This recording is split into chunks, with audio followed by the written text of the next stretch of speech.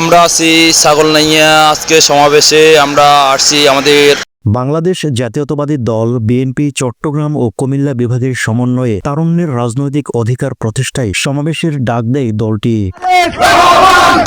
10ই মে শনিবার বিকেল 3 ঘটিকায় চট্টগ্রাম পলো গ্রাউন্ড মাঠে সমাবেশটি অনুষ্ঠিত হবে।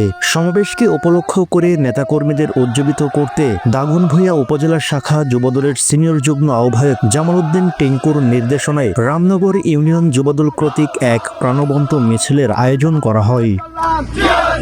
ইউনিয়ন যুবদল নেতা দলটির দুঃসময়ের অগ্রভাগের সৈনিক নাসির, সুহেল, ইসমাইল ইব্রাহিমের নেতৃত্বে মিছিলটি অনুষ্ঠিত হয়।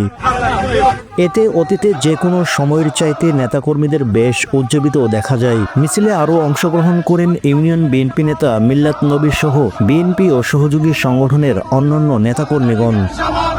মিছিলটি বাঁধিরগোড়া থেকে শুরু হয়ে তুলাতুলি বাজারের বিভিন্ন সড়ক প্রদক্ষিণের মাধ্যমে সমাপ্ত হয়।